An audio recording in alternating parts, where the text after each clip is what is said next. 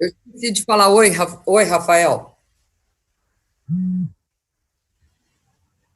Boa noite, presidenta Dilma. Primeiramente, eu quero agradecer imensamente por ter aceito o nosso convite, grande honra. Queria saber como é que está a vida nesse período de isolamento, né? A senhora que está rodando o país e o mundo, participando de palestras, de debates sobre o futuro da democracia, principalmente para a gente, né? Seres sociais que vivemos interação, é um baque, né? Tem Sem, feito sem muitas dúvida. lives, lido muitos livros, assistido muito filme, debatido muito. Como é que está a senhora aí nesses tempos difíceis? Olha, um prazer estar aqui contigo, Jorge Sola. Você é uma pessoa que tem toda uma atividade muito importante na área da saúde. Então, vocês hoje são aqueles que iluminam o nosso caminho. Mas eu quero concordar com você, nós somos redes sociais, então o isolamento sempre vai ser algo bastante difícil. Mas eu acredito que essa forma de interação que a gente tem acesso por conta da tecnologia e da internet consegue reduzir um pouco essa necessidade de contato, mas nada com a presença, porque você pode interagir mais. Eu acho que nós somos seres sociais presenciais. Não, não há como a gente terceirizar isso.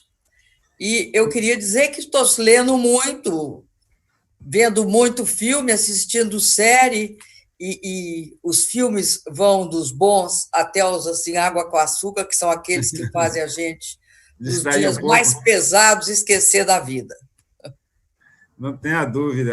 Eu brinco muito com o pessoal. A senhora imagina, se paulista que está sofrendo, que só dá um beijo, economista tem beijo, imagine baiano. Se a É. gente dá pelo menos dois, como é que a gente está sofrendo, né? Não é fácil, Vocês não. estão dois degraus acima de todos nós. Estamos sofrendo mais ainda, né? É. Mas eu queria começar essa live, presidente, dizendo que, é claro, que temos a senhora conosco por si só, já torna o dia de hoje muito especial, a live mais especial que a gente fez até agora. É o que já fizemos muita, né? E vamos fazer mais ainda, pelo visto, mas é um motivo de satisfação, de orgulho sem tamanho. Eu não gosto de ser autorreferente, mas vou me dar essa liberdade por ter tido a oportunidade de caminhar ao seu lado. É um privilégio que eu tenho em minha vida. Eu comecei o mandato de deputado em 2 de fevereiro de 2015. Só imagine o que eu entrei logo de O que cara, você pegou, né? mergulhando já no fogo cruzado, né? Então, é importante a gente estar do lado certo da história, né? O tempo é curto, desnecessário relatar tudo que esse país viveu de bom em seu governo, tirando o Brasil do mapa da fome, ciência sem fronteira, expansão das universidades públicas, ampliação da matriz energética, as mudanças, né, da relação trabalhista das empregadas domésticas. Se for citar tudo aqui, eu passo o tempo inteiro e a gente não lhe ouve, né? Mas eu não posso deixar de falar de vitórias que construímos juntos. A senhora falou aí da saúde, eu tenho orgulho de ter contribuído diretamente aí no caso do especialmente processo de fortalecimento do SUS e a construção do Mais Médicos. Eu sempre digo que a senhora criou um programa que fez com que mais de 40 milhões de brasileiros tivessem pela primeira vez um médico para chamar de seu. E a coragem da senhora foi fantástica, enfrentar o corporativismo das entidades médicas. Eu sei, sou médico, sei o que é isso, a pressão da imprensa, o lobby dentro e fora do Congresso. Como secretário de Saúde do Estado da Bahia, tive o privilégio de participar das negociações do programa, participar de comitivas a Cuba, trazermos 18 mil médicos para o Brasil, estive recebendo os profissionais. Depois, a senhora, já como deputado, eu tive a honra de ser o relator na Câmara da renovação do Mais Médicos, quando acabou os primeiros 3 anos, né? E até tive o prazer de discutir o assunto, deve estar lembrada, junto com a ministra Miriam Belchior, quando estava preparando o relatório para a renovação do Mais Médicos. Sem dúvida, um dia que marcou minha memória foi o retorno dos médicos a Cuba, foi muito triste. Desde que tiraram a senhora do golpe de Estado em 2016 no Brasil, não se faz convalidação de diploma médico obtido no exterior. Temos cerca de 15 mil profissionais formados em medicina, muitos estão acompanhando hoje a senhora aqui conosco, e não estão tendo a oportunidade de trabalhar em nosso país, mesmo com essa maior crise sanitária da pandemia. Graças à senhora, milhares de médicos estão sendo formados no Brasil em faculdades públicas e privadas criadas em seu governo. Aqui na Bahia são várias, né? Interior da Bahia, Jacobina, Teixeira de Freitas, Itabuna, Barreira, só para citar, são dezenas de municípios que passaram a ter formação de profissionais. Eu queria lhe perguntar, a senhora que viveu o período como presidente da República, qual foi o dia que a senhora se sentiu mais de alma lavada, a coisa mais marcante que a senhora fez, que mais guarda na memória, que deixa... O legado é grande, mas algo que a senhora sentiu assim mais importante de todas as inúmeras ações que o governo fez. Sem dúvida, Sola. Eu acho que o Mais Médico está entre eles. Não foi só um, mas o Mais Médicos foi um momento importante, eu acho, porque nós olhamos e tivemos uma iniciativa que era muito importante, que era o fortalecimento do SUS. Porque o Mais Médicos é isso, o Mais Médicos é dar ao SUS, né, condições e estrutura e força para atuar no Brasil inteiro. Porque é impossível você ter uma atenção básica para a saúde. Nós sabemos que a própria Organização Mundial de Saúde reconhece que mais de 80% dos problemas de saúde de uma população são resolvidos na atenção básica, né? E a atenção básica, ela também funciona em pandemias como uma grande porta de entrada e, sobretudo, ela pode propiciar uma ação de acolhimento sistemático e permitir também um tratamento em massa. Bom, mas o Mais Médicos, ele tinha uma função. Nós detectamos que em torno de, por cada município do Brasil, de cada um deles, aliás, melhor dizendo, 700 não tinham um único médico, não tinham visto o ar da graça, como você falou. Desculpa, eu tenho de desligar. Só um pouquinho.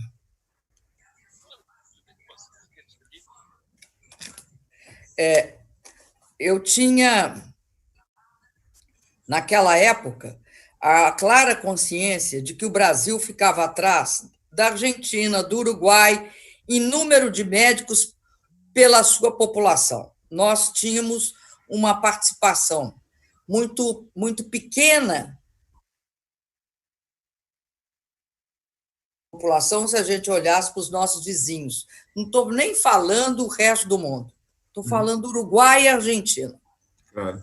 Isso significava que nós não tínhamos cobertura em muitos lugares. Não era só no interior do Brasil. Onde a gente tinha menos cobertura é onde se concentrava a população brasileira, que era capitais, regiões metropolitanas. E a população mais pobre era aquela que não tinha acesso a médicos. Daí porque isso que você está falando agora é muito grave, esse fato de que, apesar de formados, o Brasil continua tendo uma atitude extremamente restritiva em relação aos médicos formados no exterior. Isso é, mais uma vez, né, uma forma oligárquica e elitista de ver a profissão médica. Eu acredito que, talvez, esse fato que foi a expulsão dos médicos pelo Bolsonaro, porque ele expulsou os médicos cubanos, alegando ineficiência e inabilidade, incapacidade dos médicos cubanos, o que é uma das maiores fake news já escutadas, até porque hoje os médicos cubanos são tão reconhecidos, né, que eles estão entre aquelas iniciativas para receber um prêmio Nobel da Paz, pela ação deles em parceria com vários países do mundo. E não só países, né, da África, aqui da América Latina, mas da Europa. Eles foram cruciais na Itália.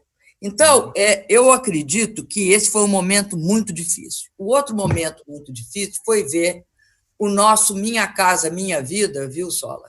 Virar Minha Mansão Minha Vida. E as pessoas mais pobres não terem acesso à casa própria. Hoje, no momento de pandemia, nós ficamos absolutamente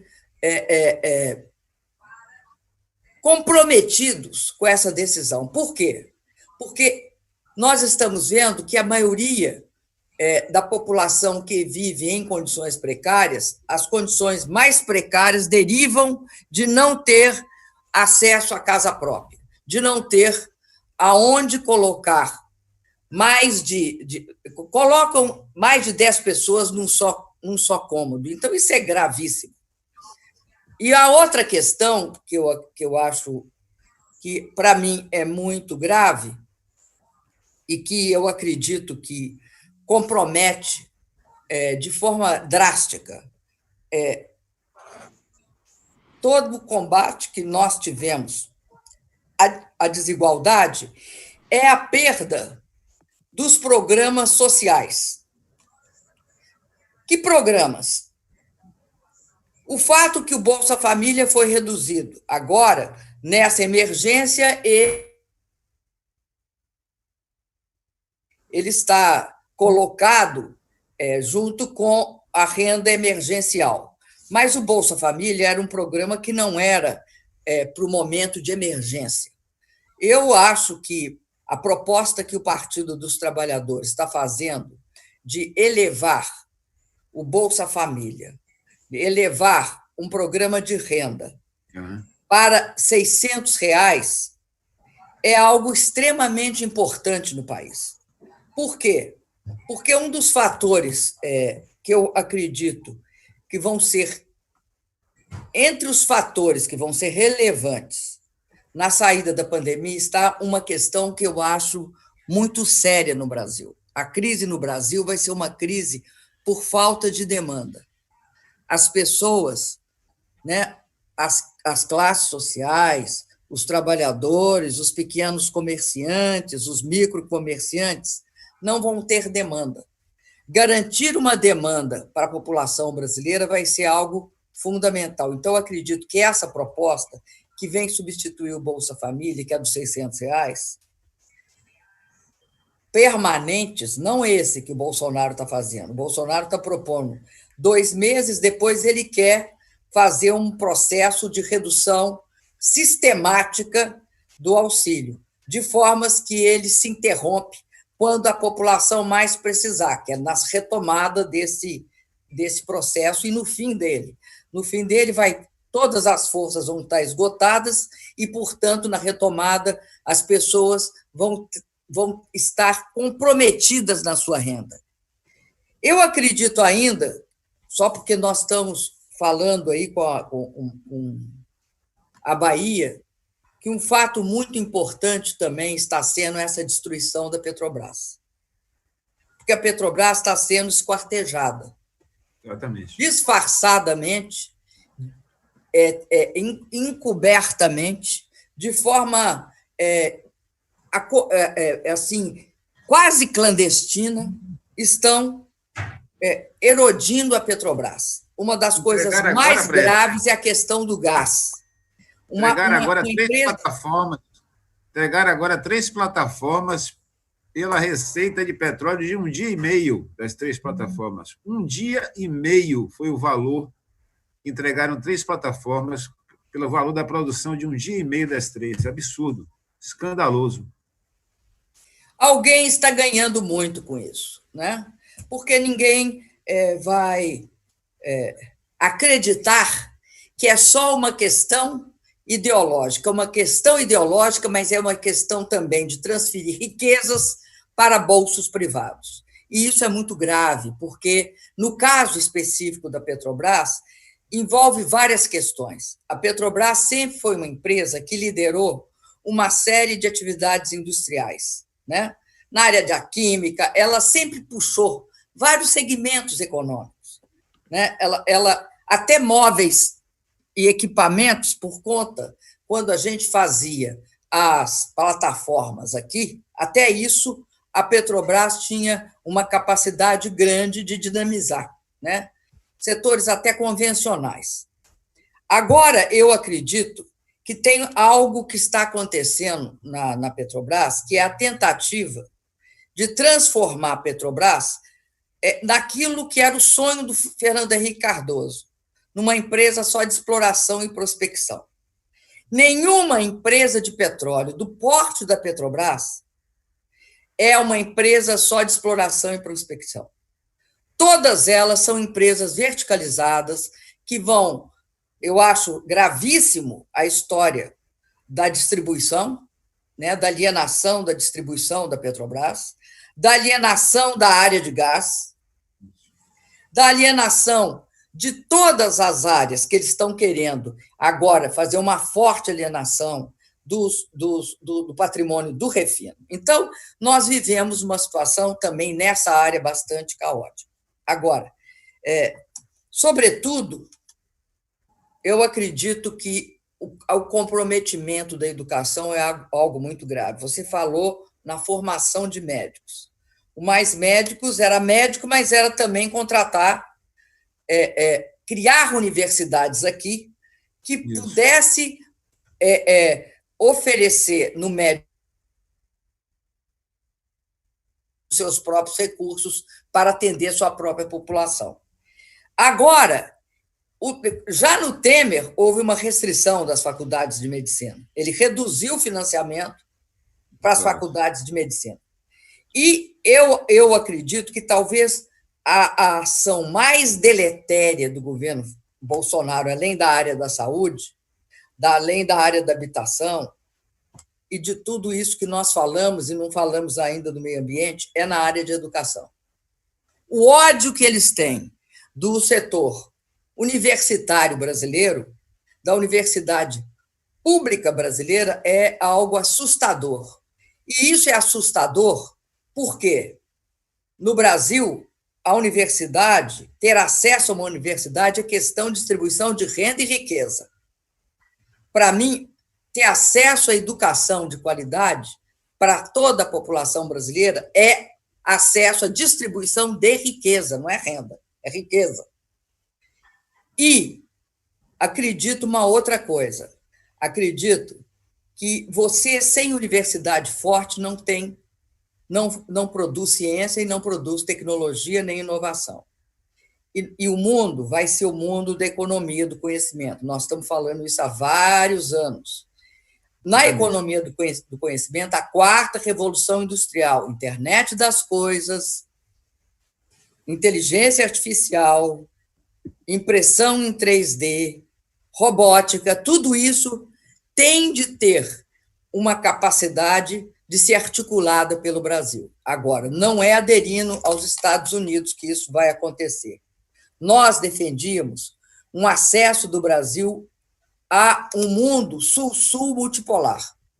E isso, eu acredito que seria a nossa solução para não sermos subalternos em relação a esses avanços. Então, Sola, tudo isso é algo muito importante, mas o mais grave de tudo é ter 100 mil mortes e vamos chegando rapidamente a 3 milhões de casos no Brasil.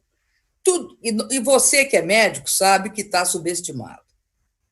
É um país que não testa, cujo presidente passa os dias dizendo que ou é gripezinha ou não tem necessidade de fazer isolamento social. Nós vivemos, de fato, ele pode achar ruim aquilo que o Gilmar Mendes falou, mas eles serão responsáveis por uma avaliação de que está havendo genocídio no Brasil. Porque 100 mil mortos não é trivial, né? Não é uma queda de Boeing. Né? É 100 mil mortos. E não vai parar. Eu queria encerrar essa minha primeira fala dizendo o seguinte: acho que nós estamos diante de um desafio. Nós temos de defender a vida contra eles, porque eles defendem. Eu acho que o Bolsonaro aderiu à teoria da da contaminação do rebanho. Ele acha que quanto mais pessoas se contaminarem, melhor, porque aí não terão mais a doença, o que não está provado, inclusive. Ou seja, ninguém sabe se a doença, o coronavírus, não é igual a uma gripe, tipo influenza, não na gravidade, mas no fato que numa influenza você tem ela repetindo a cada ano. Então, ninguém sabe direito quais são as características epidemiológicas, pelo menos por tudo que eu tenho lido, é isso que a gente chega à conclusão. Ainda não se sabe direito tudo o que significa esse coronavírus. Então, não acredito de jeito nenhum que a alternativa é a contaminação do rebanho. E acho que é criminoso quem aposta na contaminação do rebanho, e acho que vai ter de responder, não só perante o Brasil, mas perante toda a humanidade por esse tipo de prática. Não tenha dúvida. Semana passada, inclusive, a gente teve uma polêmica lá, porque a turma do Bolsonaro lá não gostaram quando a gente falou do genocídio que está acontecendo no Brasil. Nós estamos perdendo, muita gente perdemos, lamentou há poucos dias. Ontem à noite, um colega nosso, médico, marido de uma vereadora, parceira nossa, também foi a óbito. Mas eu quero voltar um pouquinho, a senhora falou da Petrobras e do ataque à soberania nacional, e a Vaza Jato desnudou a atuação e os interesses, né, de Moro, Dallagnol e companhia relacionados aos Estados Unidos e a parte da elite em nosso país. Mostrou as conversas gravadas que não foram divulgadas e mostrou o quanto a Lava Jato foi parte de um projeto de poder, né? O Wikileaks também mostrou que a senhora estava grampeada, que a Petrobras estava espionada, né? E a Petrobras foi gravemente atacada pela Lava Jato, com uma colaboração decisiva dos Estados Unidos. Inclusive, logo depois de tirar a senhora, uma das primeiras, talvez a primeira mudança de peso foi a mudança da legislação relacionada ao petróleo, à exploração do petróleo, aos marcos estabelecidos em nossos países, exportadores lucrando, a refinaria sendo entregue, estaleiros destruídos, os militares. Cadê os militares para defender a soberania nacional? A ABIN não mostrava isso? A participação americana no golpe em curso? Então, eu queria ouvir um pouquinho da senhora. Um próximo governo nosso não vai ter que ter uma inteligência mais forte para defender a soberania nacional? E essa defesa da soberania saiu da agenda das Forças Armadas do país?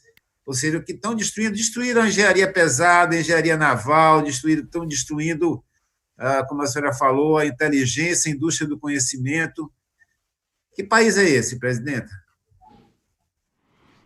Esse, eu acho, sabe, Jorge Sola, é um país em que o primado é o primado daqueles que detêm o poder de especular. Primeiro, ele é isso, é um país dos banqueiros. Depois, é o país das grandes empresas com interesses internacionais. E depois, é o país de um setor que não percebe que a força econômica de um país deriva também da riqueza de seu povo. Agora, essa é uma característica que eu acho marcante do chamado neoliberalismo financiarizado, dessa fase do capitalismo, que é uma fase que simplesmente busca produtivo, não investir numa indústria automobilística, numa empresa de inteligência artificial ou na Petrobras. Busca especular e ganhar no lucro de curto prazo. Como é que a Bolsa pode ter essa valorização com a crise econômica campeando no país? O próprio Fundo Monetário fala que nós vamos cair 9,2%. É a maior queda da história do Brasil. Então, eu acho que esse país é um país que não pode continuar assim. Além disso, ele, hoje, no quadro geral, porque eu acho que o golpe não é só... Eu achava que o interesse internacional, principalmente dos Estados Unidos, no golpe, tinha a ver com a Petrobras. Eu não acho que é só com a Petrobras.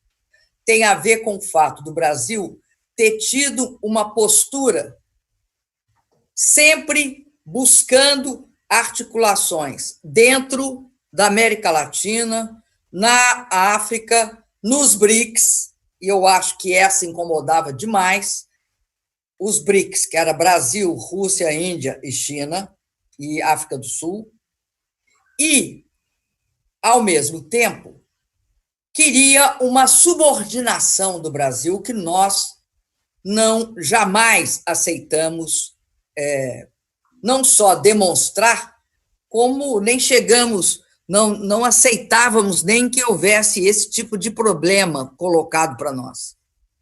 Aquilo que uma vez o Chico Buarque falou numa reunião na minha campanha de 2010, lá no Teatro Casa Grande, que ele disse que o que a elite política e econômica brasileira queria era uma política externa que falasse grosso com a Bolívia e fino com os Estados Unidos.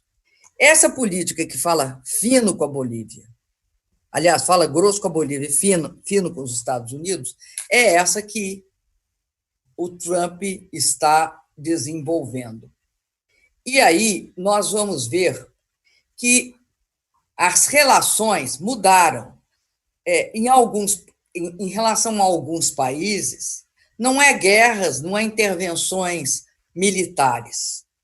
São algumas ações que têm a ver com o que se chama de guerra híbrida, que é o uso de vários instrumentos. Do instrumento legal, persecutório, né, ao instrumento midiático. E aí nós vemos a relação da Lava Jato sendo escancarada pela Vaza Jato e agora por essa denúncia do FBI. O próprio Snowden demonstrou, naquela circunstância, que houve os grampos em vários países do mundo, especificamente num determinado momento, sobre mim e a Petrobras, e na Europa, quanto a Angela Merkel. Esse método, o que é que estavam... Qual era o interesse? O interesse era sobre os recursos petrolíferos brasileiros, que eles sabiam ser importantes. Enquanto aqui a Globo e várias outras mídias tradicionais, algumas, não foram várias outras, não. Foi a Globo, e, se eu não me engano, mais uma, eu não tenho certeza qual, então não vou falar. Mas a Globo, eu tenho certeza. Ela dizia que o pré-sal era uma invenção petista. Era um produto da imaginação petista. Agora, recentemente, se eu não me engano, foi no final de 2018 para 2019, na medida em que por aproximações sucessivas, as grandes empresas de petróleo foram se aproximando e mostrando imenso interesse no pré-sal e na Petrobras, começaram a reconhecer uma coisa que não podiam deixar de ter reconhecido, a importância do pré-sal para a soberania do país. Aliás, eu acho, para a gente sintetizar só um pouquinho, que tem 3 questões que são cruciais para a soberania do país. Uma, né, são suas riquezas. A Petrobras representando o nosso acesso à energia, a energia dominante no mundo. Eu não estou discutindo que não tenha de ter energia alternativa. Estou dizendo que até onde a vista está enxergando, ainda durante este tempo, o petróleo será a fonte de energia dominante. Certeza. 2, a outra força que qualquer país tem de preservar é a sua educação. Por quê? Porque sem uma estrutura de educação, um país também não tem futuro, não tem afirmação. E aí tem uma terceira questão, que é a questão do meio ambiente da Amazônia, que também desmontaram a fiscalização, desmontaram a regulação, estão destruindo populações indígenas, inclusive... Passando a boiada. Passando a boiada está indo. E eu acho que tem mais duas outras questões que a gente sempre tem de tratar. Uma delas é a questão da cultura do país. Eles são sistematicamente... E a Bahia é interessante, que a Bahia é um dos países... Porque a Bahia é um país dentro do Brasil, pela importância que ela tem. Um país no sentido de que ela tem uma cultura brasileira muito forte. É a base da nossa cultura. A nossa cultura que tem essa imensa raiz negra. A quantidade de músicos maravilhosos que a Bahia produziu, de grandes artistas e grandes escritores e poetas. Então, é a questão da nossa cultura e sua raiz negra, da nossa cultura e sua raiz indígena, da nossa cultura e suas raízes brancas. Enfim, a perseguição sistemática que é feita às universidades e à área cultural nesse país mostra, junto com a ciência e tecnologia, a imensa a desvalorização daquilo que a gente pode chamar de um grande conceito, né, do que é o pensamento, a alma e a ideologia de um povo. Então, eu acho que nós vivemos um momento, no caso da Lava Jato, um momento ou seja, está revelado, as coisas estão reveladas. Primeiro, eles querem uma fundação com 2,5 milhões, pegando uma multa que eles negociaram com o Departamento de Justiça, que volta para o Brasil. E para quem que volta? Para a Lava Jato, sem nenhuma previsão legal. Ou seja, não há em nenhum lugar, não há em nenhuma lei brasileira que permita procuradores receberem multas por conta de processos. Não há, isso não existe. 2, a parceria com o FBI. 3, a entrega dos dados da Petrobras. Nos Estados Unidos, quem fizesse isso com uma empresa americana ia preso. Aqui eles entregaram, o Departamento de Justiça multa a Petrobras com informações dadas por eles. Exatamente. Enfim, e tudo que nós sabemos da Vaza Jato. Vaza Jato, com certeza. Mas, presidenta, esse ano é ano de eleição municipal. Não vou poder citar, nós estamos com mais de 1.000 pessoas acompanhando a senhora aqui, não vou poder citar todo mundo, mas antes de eu passar para as perguntas, a gente convidou algumas pessoas a perguntarem à senhora, alguns companheiros e companheiras, mas eu quero citar pelo menos a presença de alguns pré-candidatos a prefeito e vice-prefeito que estão acompanhando aqui esse debate com a senhora. Júlio Pinheiro, prefeito de Amargosa, Mariana, prefeita Jacobina, companheira do PT, Domingas Paixão, que foi prefeita e vai voltar a partir de janeiro ao governador Mangabeira, William Pan, Fidelísio Medrado, Derivaldo de Irará, Sandro Correia e Mário de Brejões, Emerson de Santa Inês, Jailson Costa Santa Bárbara, Luciano Sérgio Alagoinhas, Jorge do Portal Biritinga, de Jones Filadélfia, Lucas de Antas, Marquinho de Angical, Manrique de Vereda, Elmo de Erecê, Neto de Bulugu do Morro, Mãe Mara de Muritiba, Breno e Fábio de São Sebastião do Passé, Nem de São Francisco do Conde, Bosque Ojácio de Teixeira de Freitas, Erasmo de Mutuípe, Lorena, prefeita de Sul, Almídia Maciel de Barrocas, Rúbia de Gitaúna, Dorinês de Andorinha, Sayonara Camacã, Manelzinho Nova Fátima, Valda ACS Guanambi, Jaco de Caravelas, Francina de Oliveira do Brejinho, Mônica de Tremedal, Joanina de Livramento Nossa Senhora, Gláucia de Sítio do Mato, Ana Castelo, de Conceição da Feira, Alex, da Saúde de Birataia, Ângela, de Condeúba. A senhora viu que tem muitas mulheres aí. E eu estava pensando isso agora. E a Quantas mulheres, hein? Várias. E a primeira que vai perguntar para a senhora agora é uma mulher, agente comunitária de saúde, vice-presidente da Confederação Nacional de Agentes Comunitários de Saúde, e nossa pré-candidata a prefeita de Guanambi, lá no sudoeste da Bahia. Vou passar para a Valda. Valda, por favor.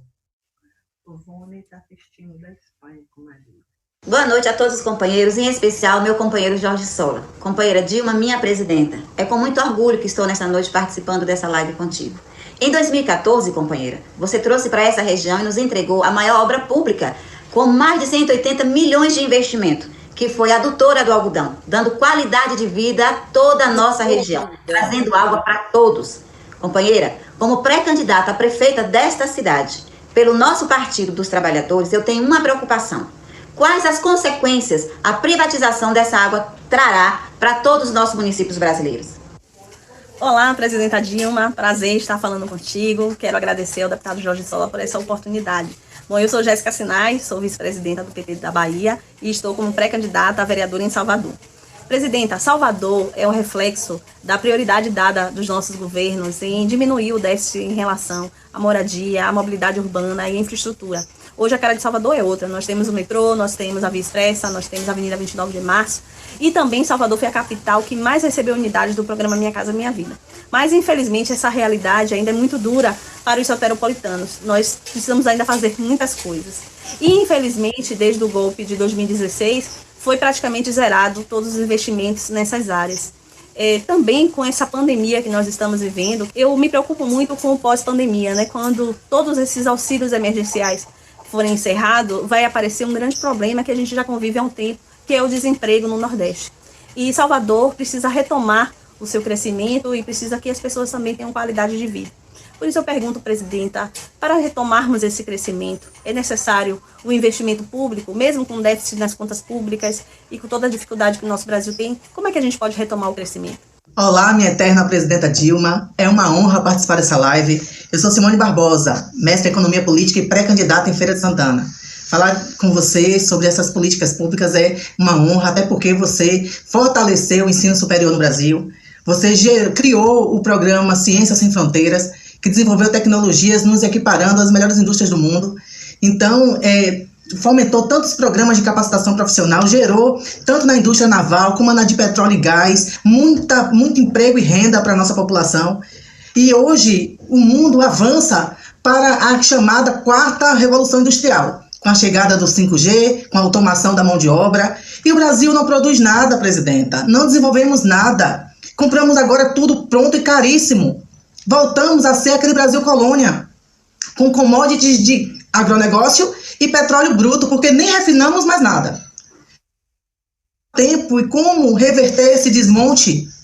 Obrigada. Presidenta, 3 mulheres aí candidatas, Valda em Guanambi, a prefeita, Simone, candidata a vereadora em Feira de Santana, e Jéssica, candidata a vereadora em Salvador. Então, você vai me ajudar. Vamos ver a pergunta primeira. Privatização da água. Privatização da água. A questão de desenvolvimento tecnológico, a senhora já comentou. Não, mas aí eu queria falar outra coisa. E a questão da economia pós-pandemia. Tá. Então, vamos primeiro com a privatização da água. A privatização da água é muito grave. Não há um registro em todos os lugares em que se privatizou a água, principalmente em países emergentes, como o Brasil, um problema sério se coloca. Não é possível você cobrar pela água das populações mais pobres, porque as pessoas, tá, podem até aguentar ficar sem comer, mas sem água não aguenta, não. Sem água, a pessoa morre. O mais grave da água é a negociação da capacidade de sobrevivência imediata da população. E aí, como é que se mantém o acesso à água? se mantém o acesso à água quando você cobra de quem tem e subsidia quem não tem. Uma água transformada e precificada e colocada para dar lucro, ela é inviável. Em todos os lugares do mundo, mesmo em cidades ricas, como Paris e Berlim, pediu-se de volta a concessão privada do tratamento de água e fornecimento de água. É algo que, sobre isso, há muito pouca divergência, inclusive nos órgãos multilaterais. Então, é um escândalo no Brasil privatizar a água. Agora, é um escândalo em dobro privatizar a água no momento em que a água, junto com a máscara e o isolamento social, é um instrumento de controle da pandemia. Você veja só que símbolo é esse? A hora que você precisa de lavar a mão com água e sabão, quer dizer que se alguém não pagar a água, vai ser cortada? É isso que está em questão. Está em questão que a água não pode ser cortada. A pessoa não pode se privar de água. Então, é gravíssimo essa privatização. E mais, vai inviabilizar as empresas públicas de água. Se privatizar só uma parte e não a outra, e a empresa pública de água não tiver os recursos que são provenientes do incentivo cruzado, né, do subsídio cruzado, praticamente, ela se torna inviável, ela não terá recursos, ela vai ter de ser bancada pelo orçamento público. E cairemos numa situação pior do que esta. E outra questão, não há também, e isso é uma grande falácia, uma grande mentira que eles falam, que vem aqui capitais externos para investir com recursos próprios. Nunca houve no Brasil, pelo menos no período, inclusive de expansão, não de crise, de expansão, nunca houve investimento com recurso próprio. Ou entra financiamento do BNDES, ou não se fazia investimento nesta área. Então, eu acredito que fazer a privatização da água no auge da pandemia é não só de extremo mau gosto, mas é uma demonstração de absoluta insensibilidade em relação à realidade que nós vivemos e ao país que nós temos. A quantidade de pessoas abaixo da linha da pobreza, a quantidade de pessoas de amanhã. A outra questão que ela perguntou, eu queria só complementar, nós tínhamos todo um interesse em aumentar a capacidade de produção de ciência e tecnologia dentro do Brasil. Para isso, a gente montou vários programas. Uma perna era a ampliação de vaga nas universidades, o incentivo a uma educação universitária de massa e o Ciências Sem Fronteira, para assegurar acesso dessa população brasileira ao que havia de melhor em universidades no exterior, na área de engenharia, ciências da natureza, incluindo meio ambiente, biologia, matemática, física e ciência da computação. Eram essas áreas principais. Por quê? Porque o Brasil tem de ter uma política de desenvolvimento. O Brasil tem de ter uma política industrial. O Brasil tem de ter um suporte do Estado na área de pesquisa e desenvolvimento. Nos Estados Unidos, quem é que deu suporte para pesquisa e desenvolvimento, por exemplo, do iPhone? Quem deu foi o Pentágono e os laboratórios a ele ligados, que hoje se chama DARPA, a área do DARPA. É isso, a tecnologia lá do toque, lá, o touchscreen, o GPS, enfim, a própria internet. É fruto da relação do Estado com a ciência básica. A mesma coisa acontece na China. Aqui, se nós não tivermos isso, nós não teremos, sabe o quê? Vacina. O Brasil tinha uma área de vacina forte, tanto é que nós estávamos pesquisando a vacina da Zika. Ia levar 5 anos, 6 anos. Acho que ela foi interrompida, inclusive, essa pesquisa. Era feita nos laboratórios federais, eu acho que de Manguinhos, do sistema Manguinhos, e lá no Butantan, em São Paulo. Eram nesses dois, Fiocruz e Butantan,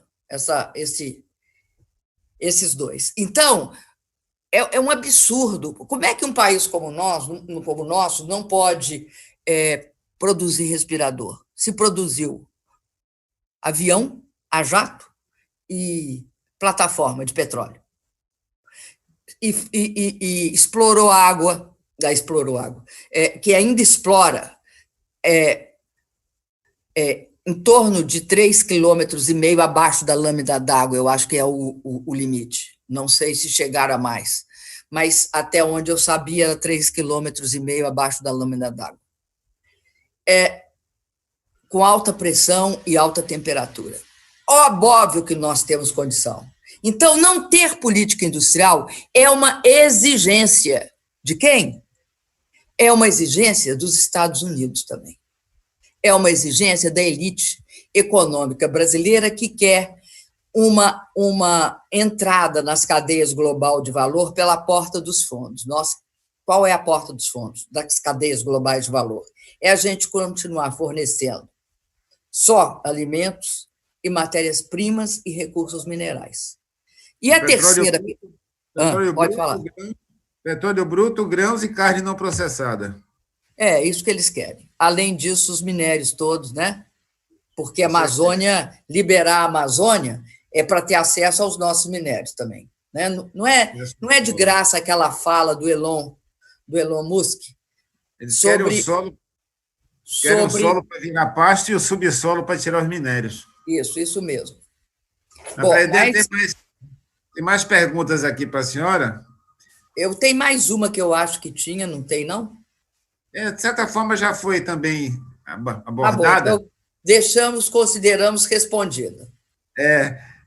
Agora vamos dar uma vezinha para os companheiros do sexo masculino, que são pré-candidatos também. Tem um bloco aí de 3 para fazer pergunta para a senhora. Olá, meu caro deputado federal Jorge Sola, presidenta Dilma, um prazer, uma satisfação participar desta live hoje com vocês. Todos nós sabemos o quanto trabalhoso, custoso elaborar políticas públicas, ainda mais para nós do PT que fazemos isso de forma participativa, não só fazendo para o povo, mas também com o povo. E o que a gente tem visto nos últimos anos, desde o golpe que foi dado para lhe tirar do poder e avançar toda essa agenda neoliberal e de desconstrução pelo qual o país está passando, a gente tem visto as políticas públicas sendo desconstruídas, asfixiadas com o estrangulamento do financiamento. A minha pergunta é: como aproveitar as reformas para fazer um grande debate nacional e conseguir aprovar no Congresso, com a composição que o Congresso tem hoje, uma reforma tributária que garanta não só justiça social, mas também um melhor financiamento para as políticas públicas, muito especialmente para os municípios, que é onde, de fato, as coisas acontecem e as demandas mais urgentes e necessárias da população são apresentadas ao poder público. Olá, presidenta Dilma, eu sou Marco Gêmeos, pré-candidato a vereador de Salvador, e agradeço imensamente a oportunidade desse diálogo. A gente está vendo acelerar no planeta uma automação nos serviços e na indústria, um problema da ordem do dia da democracia no planeta. O desemprego crônico só tende a crescer e as relações trabalhistas cada dia se parecem mais com a escravidão. É integrador de comida que passa fome, é motorista de aplicativo que se acidenta, não tem licença médica, nada, acabaram com o nosso sonho de se aposentar. E o povo da periferia está com medo, presidente. Ainda temos o SUS, mas cada dia esse desgoverno corta mais serviço, fechar as farmácias populares, feriram mais médicos de morte, a porta do ensino superior está se fechando novamente. Onde é que eles querem chegar, presidenta? A única política que avança nesse desgoverno é a liberação das armas. É essa saída, liberar armas? Obrigado, presidenta. Coração valente, aquele abraço, aquele cheiro. Presidenta Dilma, deputado Jorge Sola, primeiramente, parabéns pela iniciativa de fazer essa videoconferência, que certamente fortalece o bom debate e o exercício da cidadania. Vivemos nos últimos anos, principalmente no governo do Partido dos Trabalhadores, ano de interiorização dos investimentos, com as universidades, com o financiamento de diversos programas para o pequeno produtor, e mais recentemente sentimos o impacto do Estado mínimo. Agora, com essa pandemia, o Congresso aprovou o auxílio emergencial, que veio novamente a dar um fôlego, um oxigênio, melhorar e dar dignidade à vida de muitos trabalhadores. Eu gostaria de saber se essa discussão que pauta o mundo todo a respeito da renda mínima é uma solução também para o Brasil. Muito obrigado e um forte abraço. Sandro, prefeito de Brejões. Então, presidente, 2 prefeitos, Sandro de Brejões e Júlio de Amargosa, e um pré-candidato a vereador de Salvador, Marcos Gêmeos. Bom, mais uma vez você vai me ajudar. Vamos porque está no fim já, né? Reforma tributária, né? Investimento na federação. Isso. E qual é como é que fica a questão da renda mínima? A política de liberação de armas, como a defesa da vida e da saúde. Bom, então eu vou começar por renda mínima. A proposta de renda mínima, ela sempre ocorreu, ela sempre tem aparecido. Recentemente, ela ressurgiu muito forte, antes da pandemia. E aí é pelo que o nosso pré-candidato a vereador perguntou. Ela reapareceu no Vale do Silício. Por quê? Porque é visível o impacto que essa chamada quarta revolução industrial vai ter sobre o mercado de trabalho. Não vai alterar simplesmente só os trabalhos mais repetitivos, mais básicos. Vai alterar também da média, da qualificação média para cima. Tanto o chamado trabalho de plataforma, que está sendo modificado por aplicativo, como também os outros mais sofisticados, que vão ser substituídos pela inteligência artificial, pela robótica, pela internet das coisas, pela impressão em 3D, etc. É muito pouco tempo para falar sobre isso. Mas o que é relevante é dizer o seguinte: esse processo ele leva necessariamente ao aumento da precarização do trabalho intermitente, do trabalho sem direitos, que já estava sendo adotado pelo neoliberalismo no mundo desde da chamada Revolução Conservadora da Thatcher e do Reagan. Aqui no Brasil, teve várias tentativas. O golpe é a última tentativa para, de fato, desconstruir todo o mercado de trabalho, entre outras coisas, mas vamos falar do mercado de trabalho, para acabar com toda a garantia e a sustentação de proteção ao trabalho. Então, a questão do Estado, que não pode ser mínimo, porque só tem uma força capaz de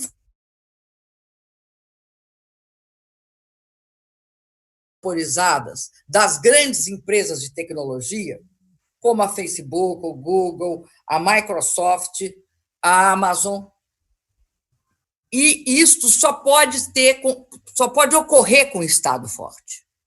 Com um Estado forte, não no sentido de Estado autoritário, mas um Estado capaz de intervir, de impedir que as pessoas passem a perder o sentido de vida. Porque, me desculpa, mas trabalhar numa plataforma como o da Uber, sem direitos, sem direito a descanso, é como se comprasse, se voltasse ao início da Revolução Industrial e aquelas jornadas de trabalho de 12, 16 horas. É a perda integral do controle da própria vida em relação ao trabalho. Essa revolta dos trabalhadores de plataforma é muito bem-vinda, porque eles estão tentando montar também a sua forma de reação, a forma iniciativa deles, que é a cooperativa. Mas, de qualquer jeito, para enfrentar essas forças, você vai precisar de regular, você vai precisar de impedir que eles manipulem, inclusive, a sociedade ao seu bel prazer e afetem até a democracia. Então, o que é um Estado que não é um Estado frágil, um Estado sem nenhuma capacidade de enfrentamento? É um Estado submetido aos interesses dos mais ricos, mas também um Estado que não tem recursos para se manter. Só tem um jeito do Estado ter recursos, é a tributação. E a tributação no Brasil não pode continuar sendo sobre os mais pobres. Não pode continuar sendo sobre aqueles que vivem do salário, enquanto os que vivem do lucro não são tributados, porque a realidade nua e crua é essa. Quando alguém escutar, olha, a carga tributária no Brasil é muito alta, ele tem de lembrar que a carga tributária só é alta para quem vive do salário. Para quem vive do lucro, não há tributação, por exemplo, sobre ganhos de capital, dividendos, não há tributação, é zero.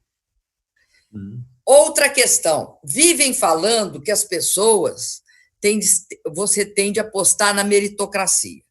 Que meritocracia é essa, que a base dela já começa desigual quando a pessoa recebe herança da sua família e tem, obviamente, por isso, uma vantagem competitiva maior. Há uma discussão internacional, não é aqui não é na Venezuela nem em Cuba. A discussão internacional é feita nos Estados Unidos, é feita na Europa sobre tributação de grandes fortunas, tributação de herança e tributação de dividendos. Eu queria só dizer para vocês uma coisa. De 1945, 50, vamos botar pós-guerra, 50, até 1990, sabe qual era a alíquota da tributação dos 10% mais ricos nos Estados Unidos? 81%. Sabe qual era a da Inglaterra? A mesma coisa. A da França e da Alemanha estava em torno de 58%, 60%. Foi por isso que eles construíram o Estado, construíram o Estado de bem-estar social. Foi com esse recurso que eles construíram. Não caiu do céu, não é porque eles são mais limpinhos e cheirosos do que nós. É porque eles tributaram. Eles montaram uma estrutura de Estado que permitiu essa quantidade de universidade, essa quantidade de pontes, essa quantidade de estradas, essa quantidade de infraestrutura social, essa acumulação social de riqueza.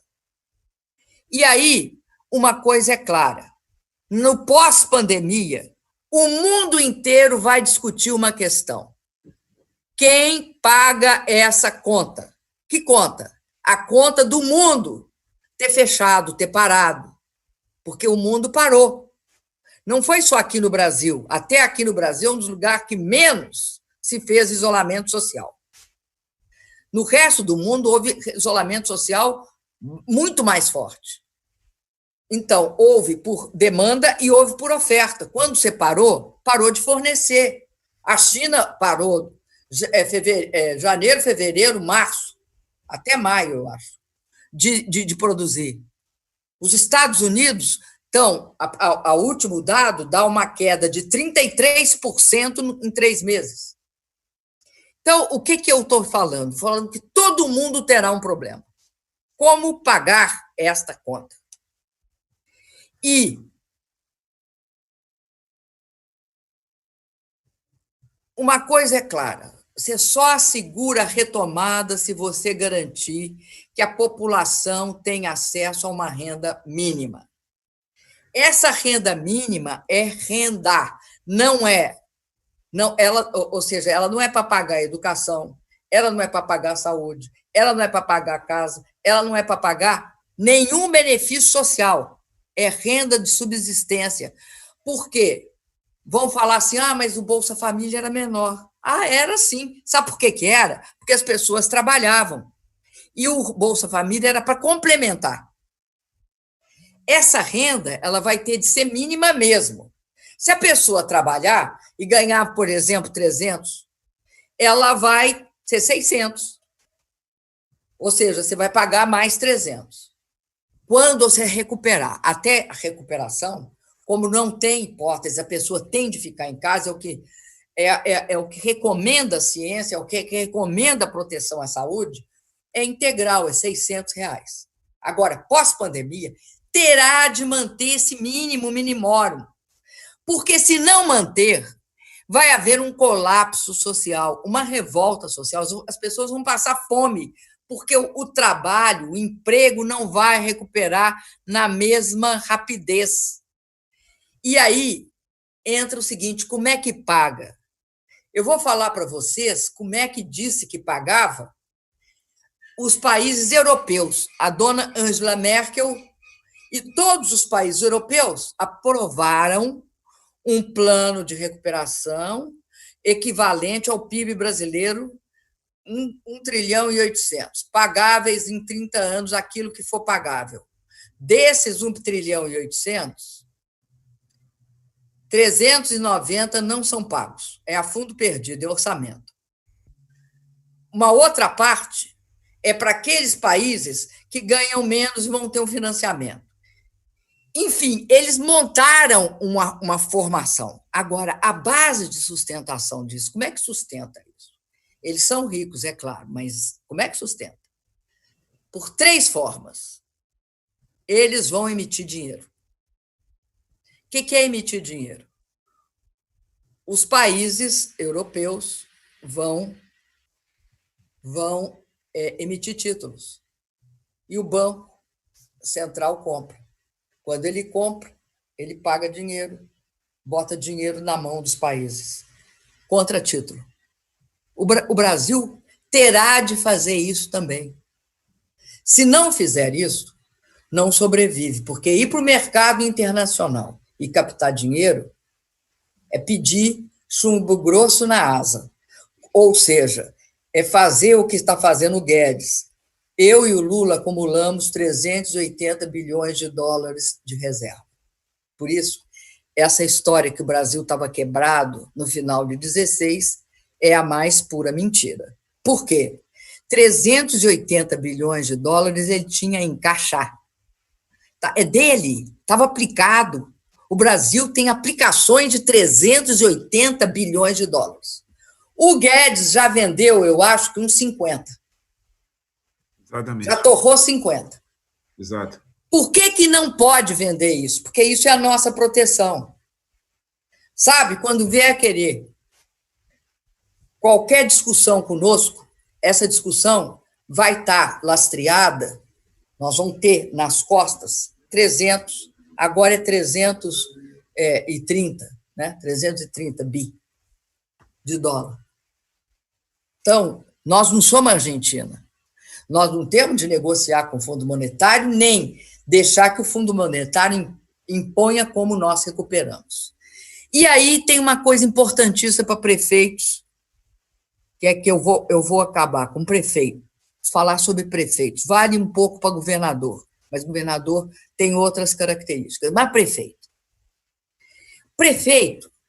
por que é que nós fizemos aquele programa que garantia a todos os prefeitos de municípios até 50 mil, uma reta escavadeira, uma moto niveladora? Lá na Bahia era mais 5 máquinas e equipamentos.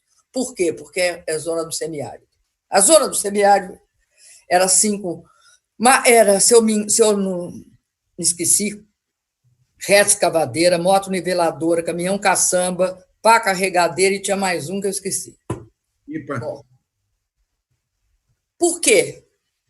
Porque há que ter uma visão do que é o município no Brasil. O município é um elemento central dentro da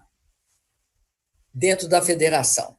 A União tem responsabilidade em colocar uma parte dos seus recursos na mão dos prefeitos. Por quê? E quando o prefeito não conseguir fazer por aquele motivo, ir lá ajudar.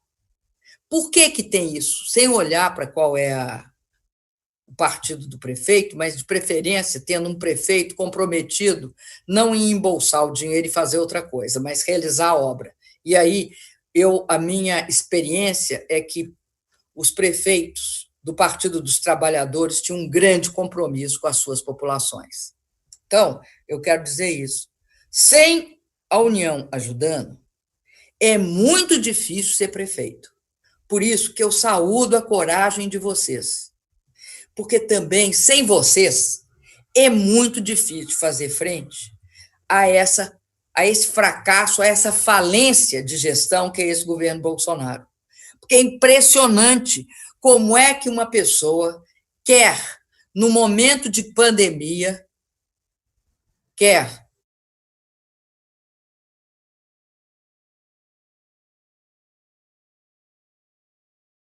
mesmo assim ele não encararia. Por quê? Ele não tem uma política de unidade nacional. Ele não quer cooperar com os prefeitos e com os governadores, ele quer brigar e atritar. Ele quer colocar nas costas dos governadores, do prefeito, responsabilidade que é dele, porque ele tem dinheiro. A União tem mais dinheiro que o município, que o Estado. Por isso, é papel da União ajudar o município e o Estado, mas, sobretudo, o município. E aí, tem políticas que são cruciais.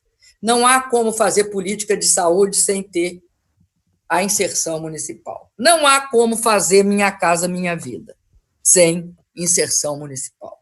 Não há como fazer política de creche. Não há. Porque a vida das pessoas é no município. Não é nem no Estado, nem na União. Vejam bem, Estado e União são órgãos globais, mas eles não têm materialidade da mesma forma que tem uma prefeitura. Tem materialidade, é óbvio, mas não tem a mesma territorialidade. Então, eu quero dizer o seguinte, uma das grandes reclamações que eu acho que vai ter de ser feita nessa campanha eleitoral é a omissão do governo federal diante da maior pandemia do país, que provoca a maior crise econômico-social do país. Então, se você não tem médico em cada um dos municípios, dos mais médicos, porque tinha uma avaliação de necessidade. Se você não tem recursos, né, ou para criar, por exemplo, não tem hospital em todos os municípios? Não tem. Então, quais são os hospitais de referência e como é que a União ajuda o Estado a ajudar os municípios? Tudo isso, eu acho que fica claro a incompetência absoluta do governo Bolsonaro. Eles têm uma inapetência enorme para governar. E aí, eles não mentiram, não, viu? Logo depois da posse, ele disse, numa fala diante de de um grupo de americanos para os quais ele estava falando. Ele disse, eu não vim para construir, eu vim primeiro para destruir. E eu vou destruir durante algum tempo. Só depois que eu destruir, bem destruído, é que eu volto a construir. Então, vejam vocês, nós estamos já no ano e meio de mandato dele, e até agora ele não construiu nada. Me cita uma coisa que foi construída, uma política concreta que foi realizada.